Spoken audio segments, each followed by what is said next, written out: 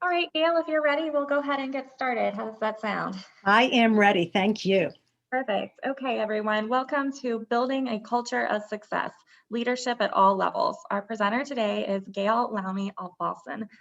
As a reminder, course materials are for personal use only. Please take a minute to familiarize yourself with the content ownership statement that you'll see throughout this event.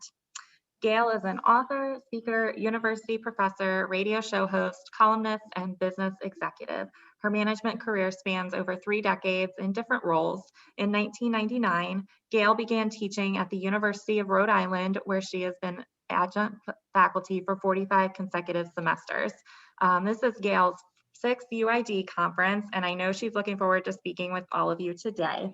Please feel free to enter any questions in the Q&A box, not the chat box, and we'll address the questions at the end of the session. With that, Gail, I'll go ahead and forward it over to you. Thank you, Maria, and thank you to the resilient, energetic, and completely all-in UID team. I truly congratulate you on your first virtual UID conference because it has been an enormous amount of work from speaking with you ahead of time in the pre-planning. And I also want to say for welcoming me back. It's one of my favorite conferences of the year. President Harry Truman professed, "It's what we learn after we know it all that really counts."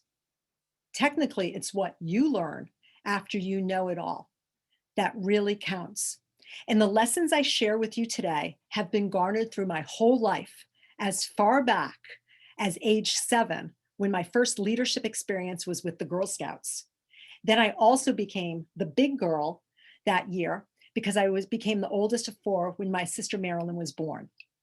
These lessons have been amplified over my 30-year career in sales, marketing, business development, and event management, I should say, including the production, and I have my pictures here because I want to give a little bit of background here, including the production of over 2,000 events, and of them, 150 live concerts.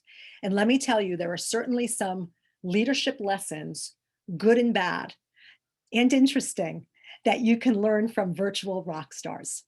Currently, this is where I live. It's in Newport, Rhode Island, and I work for a hospitality company. We own restaurants, we own resorts, and we own the Newport International Boat Show, the 3rd largest boat show in the country.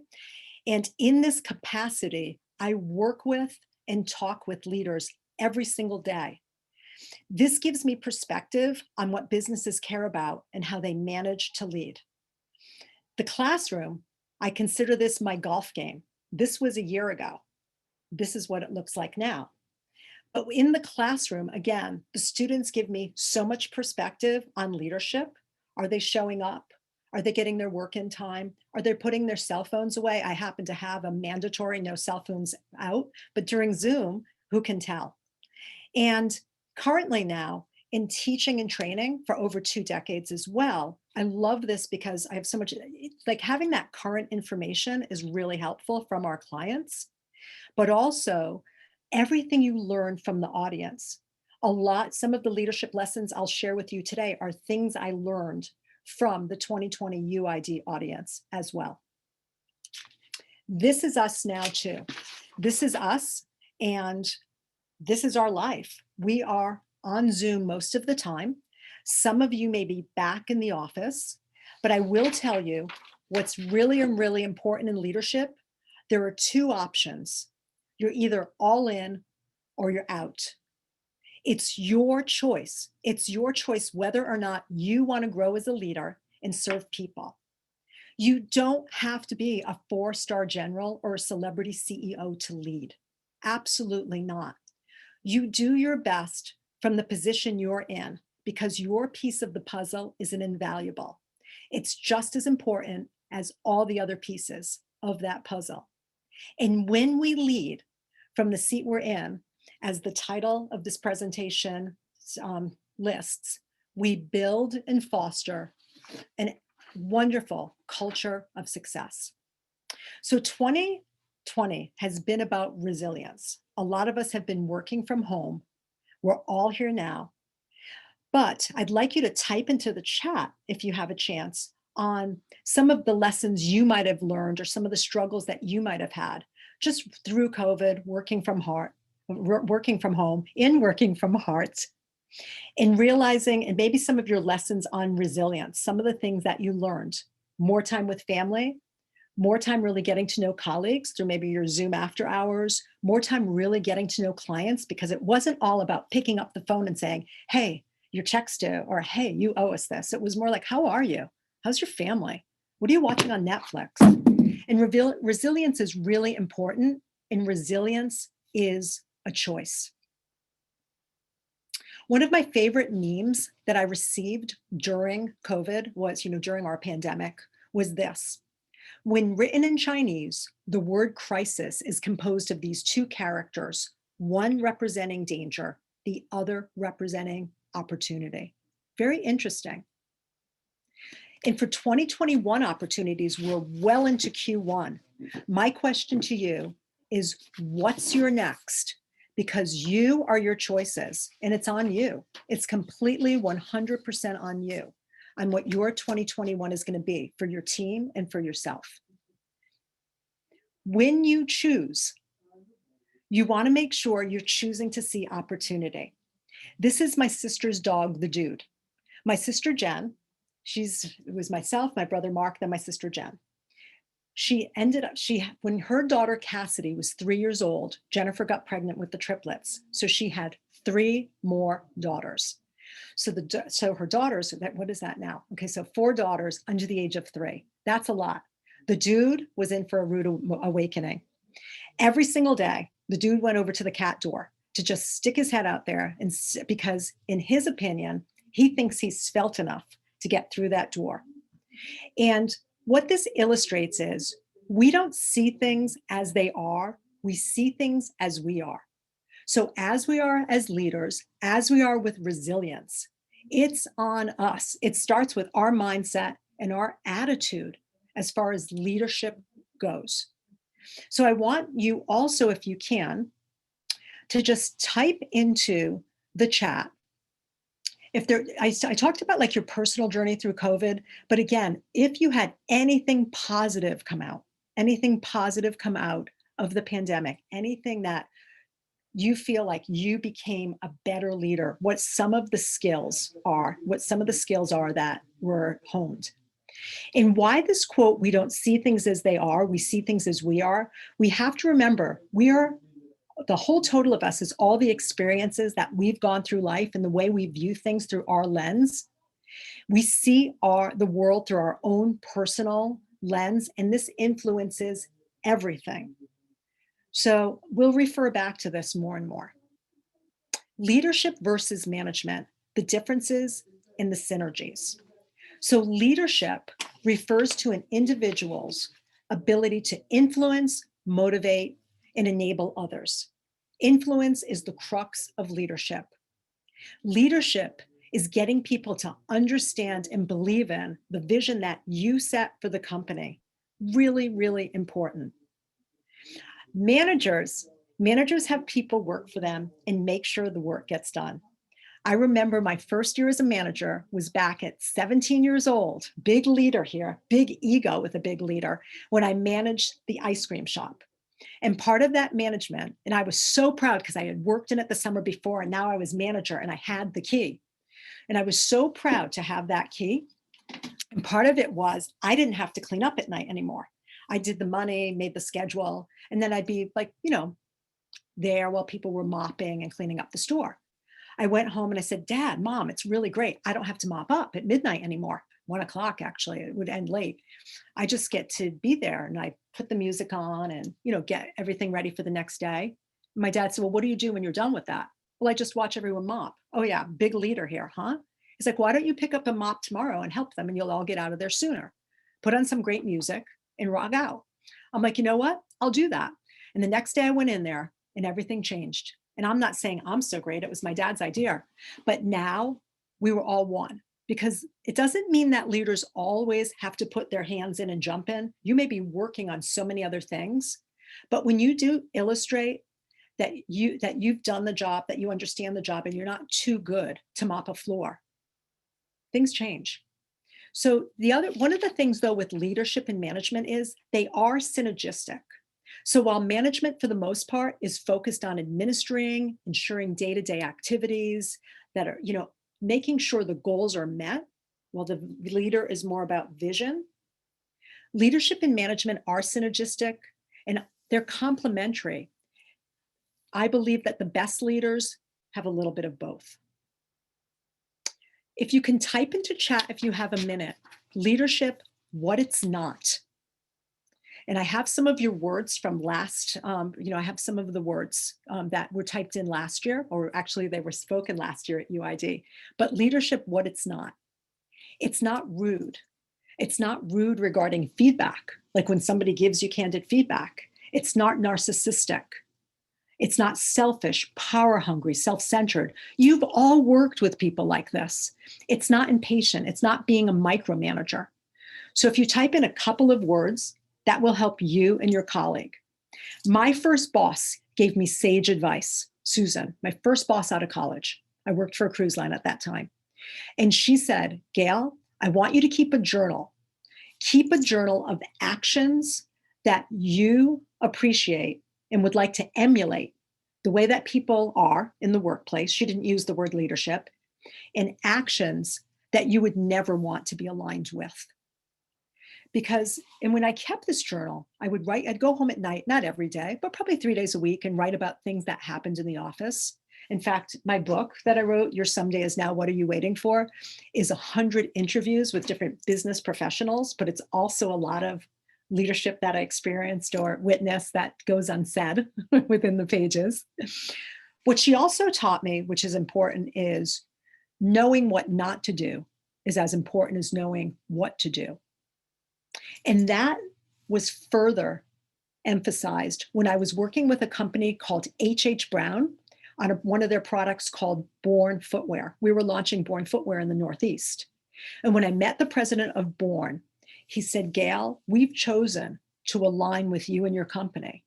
But one thing I want you to never take for granted, and one thing I want you to appreciate, is who you choose not to align with is equally as important as you choose to align with. And you are the chosen. And that kind of, while it was a badge of honor, that's first step. It's earning that. I think leadership, this is earned every day. If you could also put into the chat a little bit about leadership and what you feel leadership is. And what your colleague said last year is leadership is passion, leadership is wisdom, leadership is knowledge, integrity, loyalty, it's empathy, it's being welcoming. I always think leadership too, and I always say this in networking when I teach networking classes, but leadership isn't here I am. Leadership is there you are. Even when people come on your Zoom screen, instead of being like, oh, here I am, it's like, there you are. Great to see you. Leadership is a good listener, listening to hear, not listening to respond. Leaders give guidance and leaders are authentic. So a few things here to accent that. Leaders include you in the big picture. They offer you a seat at the table. Never take that seat for granted. They keep you informed. The company I work with now is an ESOP company. We're employee owned. So we all have to keep each other informed. It's our obligation. They not only ask for your opinion, they honor your opinion. They demonstrate knowledge. They share intelligence. They share knowledge. But before we go to trust, one of the other lessons that I learned years ago from our CEO was there's positional leadership and there's personal leadership. Positional is, I'm the boss of that ice cream store. I'm 17 years old. You're mopping the floor. Personal leadership is, let me jump in there and mop with you, and we're going to do this together. And personal leadership is when you have someone in the company you work with or someone in your life that you're like, wow, I'm really pulled towards them. I wish they were my boss. I'd love to work with them, or a colleague you love to work with. You all have people you love to work with. So personal leadership is people are pulled towards you. You're pulling people towards you by who you are in your heart. Personal leadership is that. Positional leadership is, I'm the boss. You're going to do it my way. So leaders earn your trust. And Jeff Gittimore is a prolific author and speaker. Love his books if you haven't perused any of them. His Little Red Book of Sales is a must for sales managers. And Jeff's quote, "You cannot purchase trust at any price, but over time, you can build it for free," is pretty poignant. If you want to take a minute, you can type into the chat as well who you trust. Is it parents? Is it grandparents? Is it your teacher or coach? Is it your best friend? Is it your spouse, your partner? Who do you trust? Never take that for granted. Trust indicators are also really important. Your relationships are your most valuable currency. You know this. So cherish them. Collect people. I always say collect great people in your life. Bless and release to the best of your ability negative people. People who just bring you down or wind you or don't make you feel good about yourself. And I have not had this perfect life of like, a Pollyanna world of, oh, Gail's world has been great. I've had terrible leaders in my life. And I'd even go and I'd be home to my husband. Oh my gosh. And then I realized never again. I don't complain at home anymore. It's not right. I have one confidant I complain to and my very, very best friend every now and then, because in the words of Lou Holtz, the coach, don't share your problem. Don't share your problems because 90% of the people don't care. And the other 10%, they're glad you have them. People don't want to see you all the time and be like, oh, there's Gail, doom and gloom. There's Eeyore. So relationships are your biggest currency. Also your reputation, your word. What's the word on the street about you? What's the word on the street about working with you in your company? Are you reliable? Do you show up? But when you show up, are you really present? Are you present on the Zoom? Are you present when you're in meetings? Are you looking at your phone? One of our big clients was Guinness Import Company, and we almost lost them. We almost lost them because we were out at a lunch, and I had had this client personally, God, for at least 20 years at that point. And someone in the company at a higher position than I am kept looking at their phone and doing their email at the table while we're all supposed to be breaking bread. At one point, the new person kicked my leg. And so I walked away from the table. He's like, we're going to lose this deal. We're going to absolutely lose this deal if you don't get the guy off the phone. So I sent him a quick text right from there, from standing right there. If you don't get off the phone, we're going to lose the deal. People don't know though. We're going to touch a little bit on emotional intelligence. This was a nice person at the table. They just didn't know. And from that point forward, I never worried about someone's position in the company. It's all about the client. It's all about doing things right. And it's all about a leader. And I've never worried since then about calling people out. Even my direct boss, who happens to have emotional intelligence, is smart. So reliability, do you show up? Are you present? Do you get it done? And when you show up, you don't want to show up, Eeyore, where's your tail? Life's so tough. No one wants to work with an Eeyore all the time. We all do. Gosh, when we ran an ice skating rink, we had a grumpy Zamboni driver. You're driving a Zamboni. How can you be grumpy? Honestly, that's like the best job. And then resourcefulness. I call these people in a company scaffolding, people that you go to and they figure it out. Yep, let me help you with that. Yes, let me take this off your desk. Yep, that's perfect. So the fourth thing on trust indicators is, what is your remarkability? Remarkability is really important. And I'll illustrate this with a little bit of a story. We own, like I said, 15 restaurants. And this is our general manager at one restaurant in Providence called Hemingway's. And out of our restaurants, there's one restaurant that when you walk in and you sit at the table, if you're in a black dress like I'm in today, they come over and they take your white napkin away and just put down a black one. Don't even say anything. They just do it. You don't have to ask for one. It's wonderful. What's your black napkin? What's something that you do automatically? Let's take a minute and let me have you put that in the chat. Something that you do automatically. This is a pretty extreme one. I love this because when I walk into other restaurants, not just our own, but others, and you walk in and you put a napkin down and then your client, has gray flannel pants or a black skirt and they're full of lint. I've had even a restaurant say to me, well, I have a lint brush. Well, yeah, hi, I'm going to go over to the client and start using the lint brush. Not happening. That's not a very good thing to do. So I'm asking you to type in, what's your black napkin? What's something you do automatically? Do you pick up a box? If you see somebody walking with a box and they just seem like they have a lot in their hands, or grocery bags, or an older person at the grocery store struggling with bags, do you stop and help? Is your black napkin saying hello to the person in the morning who's serving you your coffee, who woke up at 3 a.m. and it's probably their third job of the day? Might be.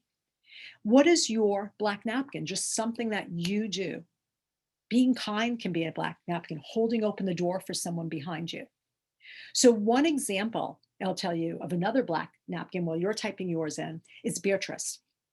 It was 4:45 in the morning, and I got to the airport to take a flight, parked my car, and was getting in the little van. The van driver gave me a grumpy hello, just pretty grumpy, but that's okay. It's 4:45. He actually had been up that 24, like the midnight shift. He does not owe me this big hello. I'm sitting there just minding my own business when he opened the door, and this woman comes in. She comes in all full of life, little bit, maybe a few years older than me. She sits down across from me. She's like, "Good morning." I'm like, "Well, good morning. I'm Gail." She's like, "I'm Beatrice." And she's like, "I work at the airport." I said, "Beatrice, what do you do?" And Beatrice is like, "Oh, I'm on the custodian team." She's like, I'm in housekeeping." I said, "Boy, that must be a hard job. The bathrooms, the toilets, seats, everything, the restaurants." She's like, "No, it is the best job. I love my job. I can't wait to get in the morning. The people are so nice." Beatrice is a walking black napkin. She loves her job. I wrote an article that I'm happy to send any of you called Kiss Your Desk. And I wrote a second one that I've written plenty. Everyone has, all the speakers here have, many of you have. But I wrote another one called Get To versus Have To. And Beatrice gets to. She comes from that mindset is she gets to go to work. Years ago, when I was walking with one of my clients, who I feel is a walking black napkin, I said, "Sarah, how do you feel about your big birthday?" And she said, "Gail, I get to turn 50. I get to turn 50. Her girlfriend had just passed away of breast cancer at like 47 years old. And she said, "I get to turn 50. That was 2016. As soon as she used those words, I changed my vernacular. I get to go to the triplets pole vaulting events. I get to go to my son's baseball games. I get to go to work. I get to kiss this desk and say, thank you for a job. I get to speak at conferences. I get to teach." It was never, "I have to" anymore. Your mindset changes, and Beatrice is a walking black napkin, get to person.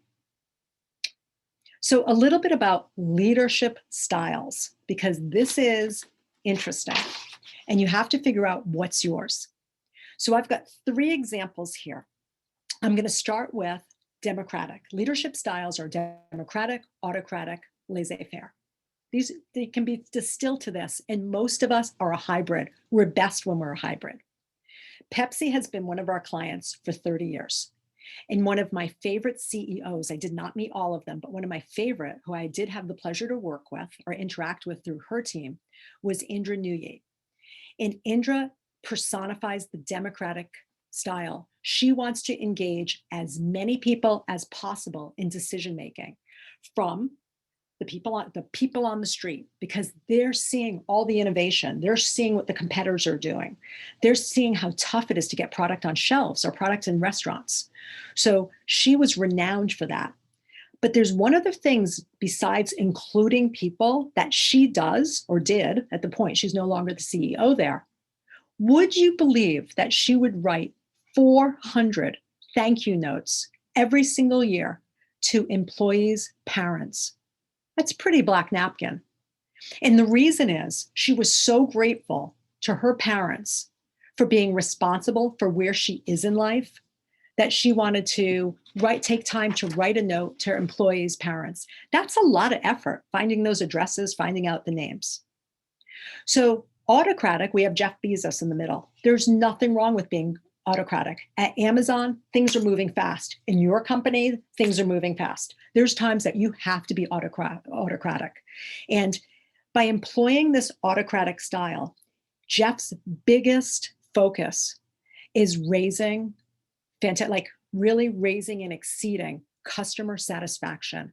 Wouldn't you all love, and maybe you've had it in your life, it would be a dream for me to spend one day, 1 week in an Amazon facility, seeing how they get everything done. How do they do it? So He's more autocratic. He makes decisions on behalf of his team. That's okay. That's what works for him. And one of my favorites is the third one. We can all learn so much from Warren Buffett. And he believes that team members should work independently. Even learn through your failures, he'll pick you back up. Learn from your mistakes, he'll intervene when necessary. So laissez-faire is the leader who really helps their people by leaving them alone. You can type into the chat box, what kind of style do you respond to? What kind of style do you as a leader respond to? Do you like a democratic leader? Do you like the autocratic style? Do you like laissez-faire and just being able to do what you need to do? You tell me. You can tell me which you prefer. The next is leadership vision, your roadmap, having a clear sense of direction. So this is another thing, leaders versus managers. Leaders have vision. If I'm going to be asked to drive to Kansas, well, let's say I'm going to drive to Florida. It's a little straighter from Newport, Rhode Island. I can either take 95 all the way south or take the back roads and do the bed and breakfast route, whatever it is. But I need to know where we're going. So that a leader gives you that vision, lets you know why. Simon Sinek has a great book, Start with Why, lets you know the purpose, and then does their best to gain consensus, democratic consensus.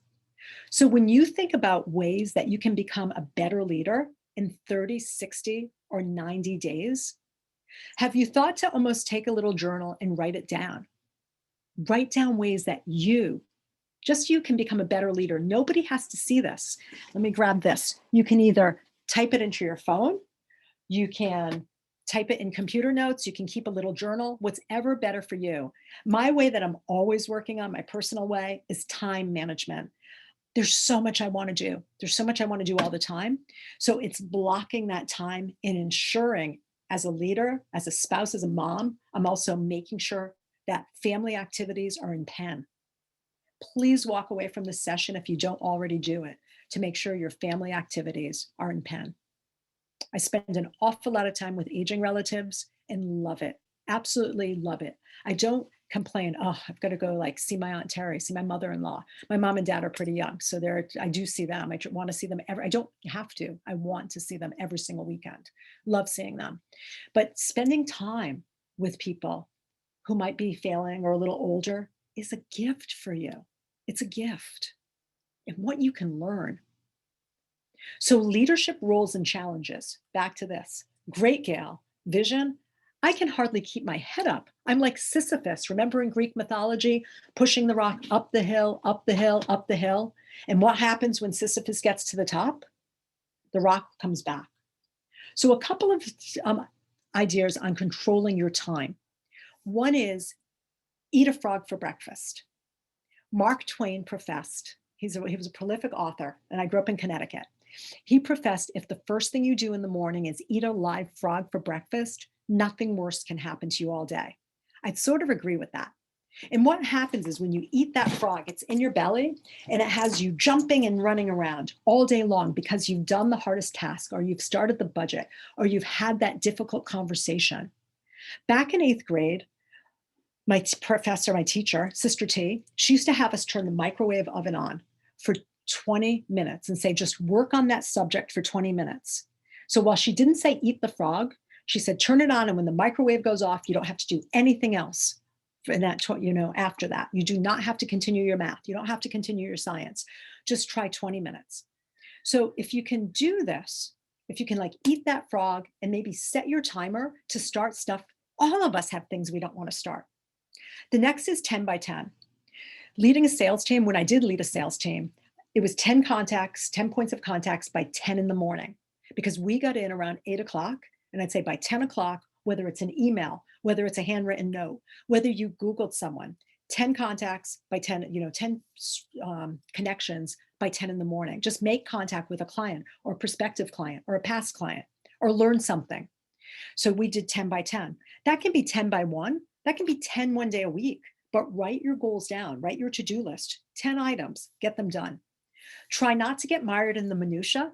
I have it spelled both ways because it was pointed out to me one time that I had spelled it wrong. And when I looked it up, I said it's spelled both ways. So minutia, minutiae. Make sure that you include people. Ask for help. Ask for help. Make sure that you're loyal to the absent because gossip and arguments in the workplace waste time. And Stephen Covey, another prolific author, when I learned, we didn't learn when I first came out of college, we didn't learn about leadership. So I remember getting Stephen Covey cassettes in 1993 from one of my clients. And he said, I think you're going to love these. Cassettes were expensive back then. And I always remembered the loyalty to the absence. And I wish I had learned that before 1993, but it has helped me so much in life. If other people are gossiping or just being mean, not to jump in on it and just be loyal to the person who's not in the room. A real important leadership lesson and really can be hard to do. And then communication. Communication is the crux of leadership. At the university, I've been teaching communication for 20 years, and I'm going to distill it to a really quick point. When you become a good listener, when you are interested, you become the most interesting person in the room. When you're interesting, when you are interested, people find you interesting. I'm sure you've been at conferences, events where someone's talked to you, never even asked you anything about yourself. Then they walk away thinking you're the most interesting person there is. The other thing is Mehrabian's law of communication.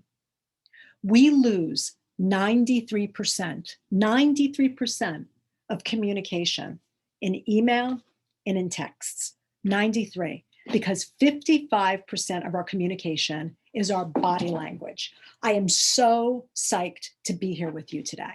I'm standing up for those of you who can't see it. I'm flailing my arms and telling you, I'm so psyched to be here today. 55% is our body language. 38% is our tone. Nice to be here today with you at the conference. Hope you're enjoying it so far. Please, that sounds terrible. 7% are actual words. So is it any surprise with all the email drama, text regret, and things we experience in our life? And some people think it's okay to be mean on text. They think they don't have time to be nice.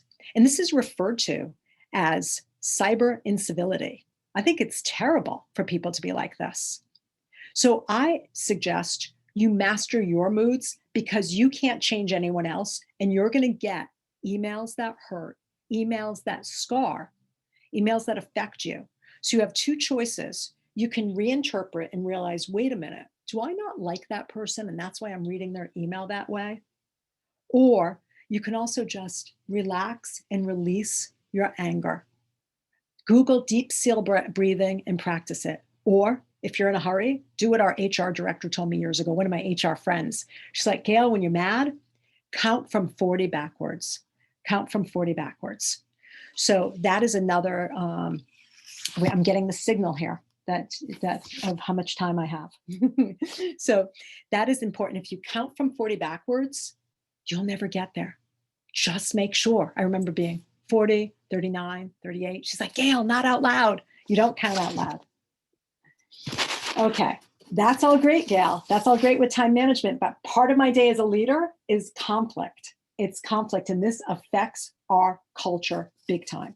So we're going to go through 5 styles of conflict, and you have this grid to come home, to take home with this. It's on your handout.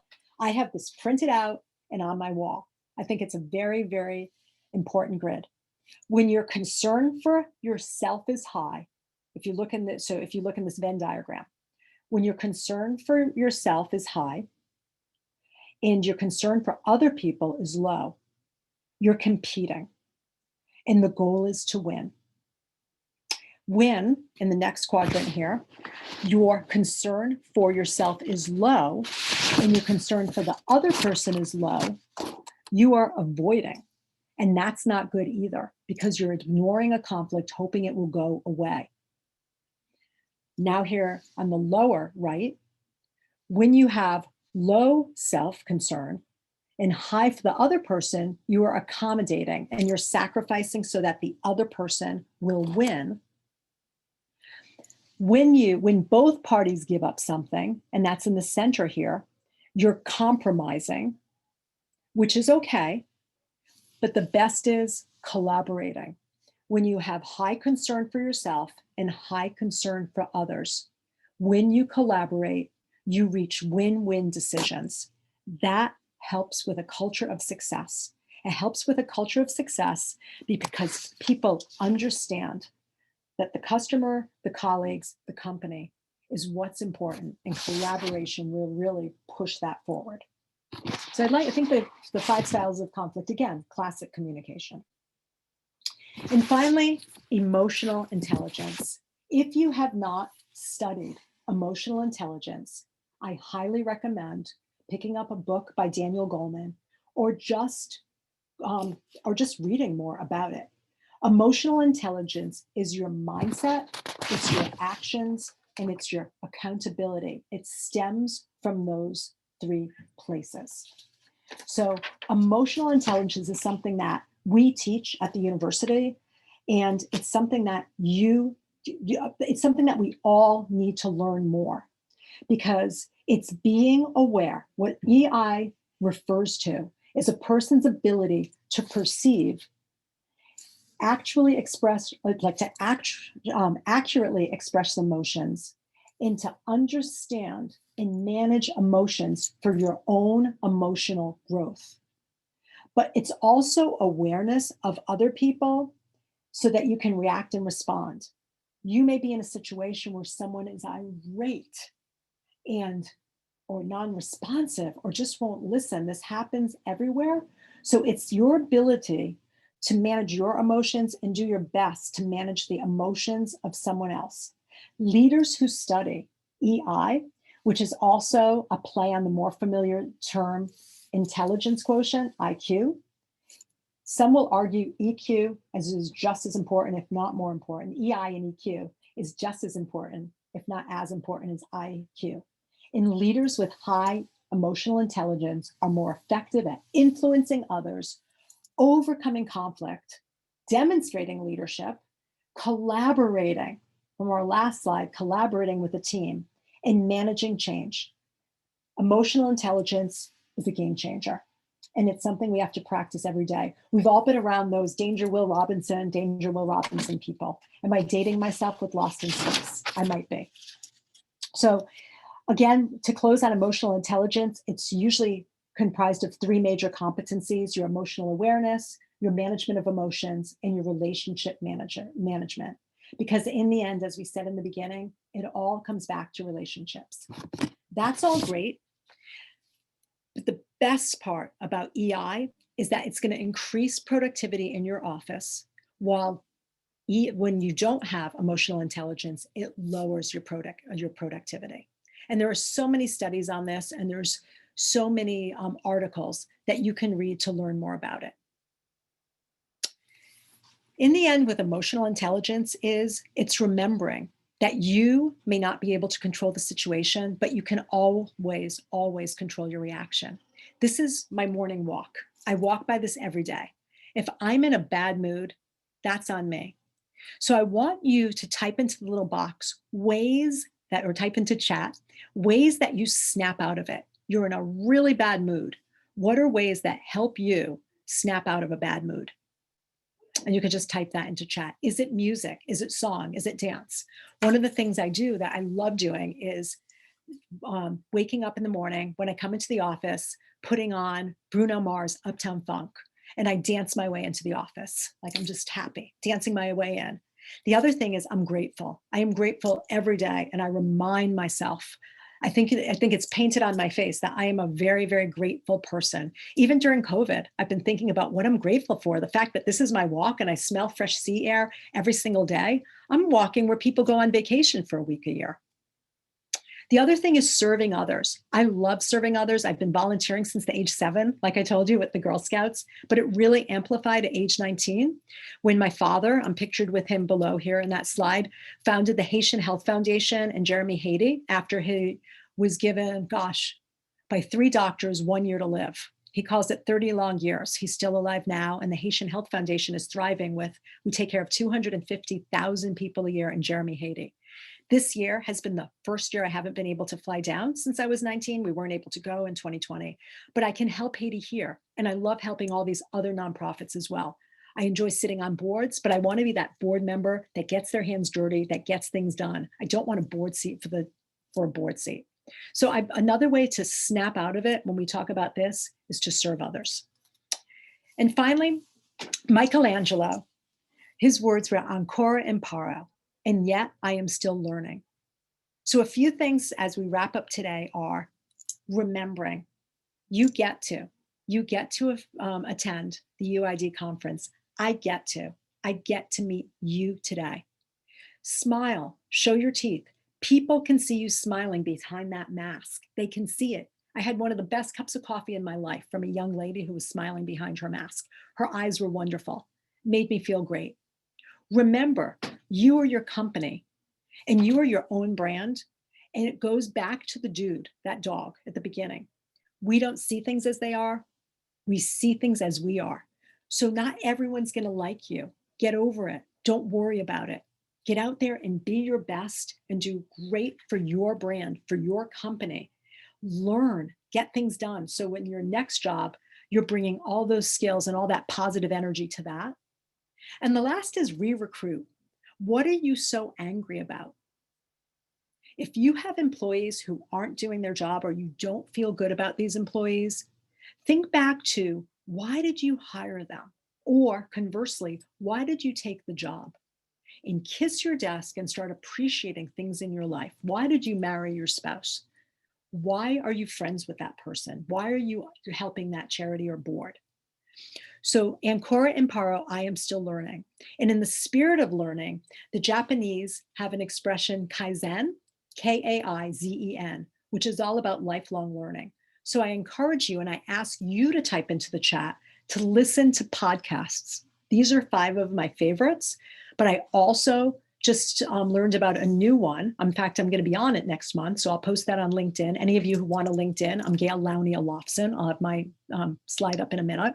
But Business Wars is wonderful. That's one great one. How I built this. So Business Wars will be, what am I listening to now? Right now I'm listening to dating apps. Go figure that one. But it's like Dunkin' versus Starbucks, Patagonia versus North Face. And then how I built this is more how Chipotle was founded, how Southwest Airlines was founded. These are great. So when I walk in the morning, I like to have a conversation with my husband or whoever, a friend that I'm walking with, but I also love to listen and learn from podcasts. And then here's some recommended reads, and this is on your handout as well. I won't go through them all. I will say the 2 oldest ones there, How to Win Friends and Influence People, was given to my son as a graduation gift. And he read it and he's like, Mom, have you ever heard of this book? I'm like, yeah, like many, many years ago. So the 2 classics, The Highly Effective People, 7 Habits, and How to Win Friends and Influence People are great. Sandra Long wrote a great book on personal branding. And so these are some of the recommended reads that I have. And then while we wait for some Q&A, I'll wait just to see if there's some Q&A and I'll just tell you one final story. So if you look in there, if you can just let me know, Maria, if there's any questions that people have. Or they can, it's also helpful to me if you just type in some of your takeaways today. Yep, great. Just a reminder to our attendees, go ahead and put your questions in that Q&A box that's on your screen and we'll get them answered live in the next few minutes here. Yep. And while you are typing your questions in, I'll end with a final story and just some of your takeaways from today. How are you going to be working? Will you change? There's my question. Will you change? What will your black napkin be? What will your mindset be? Appreciative about coming into work, appreciative about a job, appreciative about family, having that mindset of gratitude. So my contact information is here if you have any questions, but I will end.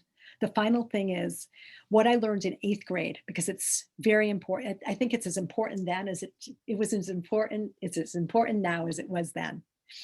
And I went to Catholic school and Sister Teresita was my 8th grade teacher. She's now one of my best friends. And she is the confidant that I say when I'm angry about something, I call her, or I'm troubled about something. And she taught us about how to be the tallest tree in the forest. The first way to be the tallest tree in the forest is really easy. As a company, you can go in and you can cut down all the other trees. As a professor, I could cut down all the other professors. As working in the hospitality industry, I could cut down all the other companies out there.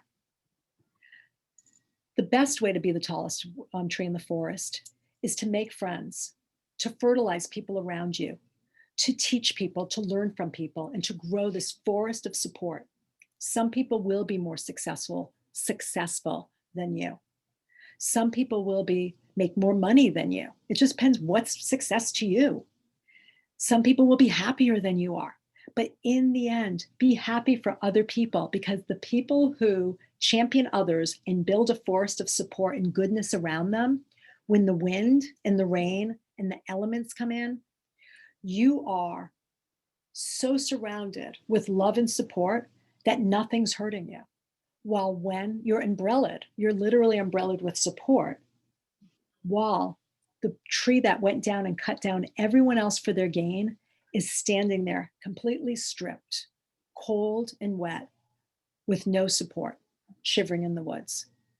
So I hope I did Sister T justice in her story, but that has stuck with me my whole my whole life is just go out there, be a nice person, do your best for people. So I think that we have 4 more minutes if there's a question. And if not, I have to thank all of you for the gift of your time today. I truly appreciate it and hope to meet you in person next year at UID 2022. It'll be here before we blink. Great, thanks so much, Gail. One question that came in was, what was the LinkedIn book that you referenced, the author? Oh, let me go back. Sandra Long. There's a couple of things with that book. I use it in the classroom when I teach LinkedIn for the students, but Sandra Long also has a LinkedIn club that you can join if you really want to learn sales skills on LinkedIn or personal branding on LinkedIn. So her book is right there. And you follow her on LinkedIn, link in with her. You'll get so much free contact. Just say, sat in Gail's seminar, loved it, would love to link in with you. I don't know if she takes people without a formal introduction. Great, thanks, Gail. One more question. How do you encourage executive teammates to follow the personal leadership example? By leading with, I call it zip, not lip, and just showing them. By leading. Do I fail and am I a bad leader sometimes? Of course I am. Some ways I will do it is quietly pointing out afterwards, hey, we could have held this meeting. That could have been said a little bit nicer. I'm trying to think of like some of the, even professionals who are our clients, I'll talk to them about things like that. But having one-on-one conversations and saying, do you welcome feedback? Or would you prefer not to have feedback? Again, stop worrying about people's position. Do not put people on a pedestal. There's a whole theory about that you can Google, the pedestal theory. Stop putting them there. And when you lead by example, and if you have other people in your life or even colleagues you work with that are not responsive, remember, you're not going to change them. You can email articles, you can print them out and leave them on their desk, but you do the best you can. And if that person wants to have more of a one-on-one with me, just send me a message. Oh, my email right here. You can just send me a message and we can talk more when there's more time. Great, thanks for that, Gail. Someone asked, what's the podcast that you'll be on? They might have missed when you mentioned it before. Oh, thank you. It's a great podcast. Go back and listen to all of them. It's called Roots of Leadership. It's by Anthony Gruppo. We spoke together in London in October. We were at the same conference and I just was so enamored with him, and we had a mutual, friendship. And he asked, it's called Roots of Leadership, but he interviews normal people. That's why I'm on it. I'm a normal person. So you've got to go in Roots of Leadership with Anthony Gruppo, Gruppo. And another one that I was just on, I just posted, I'm going to post it on my LinkedIn later today, is called From Fear to Fire with Heather Hansen O'Neill. If any of you have something that you've gone through. I tell the story of having 3 miscarriages in 1 year. That was quite an adventure, but we do have our son now. So that was my From Fear to Fire. And Heather just talks about challenges you faced in your life. My friend Brian will be on it talking about losing his daughter in a head-on collision when she was 18 years old and it wasn't her fault. So if you have any challenges that you or one of your friends has gone through in life, let me know and I will introduce you to Heather as well. She's fabulous. Great, thanks so much, Gail. That's all the time we have today for questions, but as Gail mentioned before, her contact information is up on the screen, so feel free to reach out to her if there's anything else you can think of. Gail, I just want to thank you again for your great presentation. We'll be in touch. Thanks so much. Thank you so much, Maria. Thank you, everyone. Bye. Bye-bye.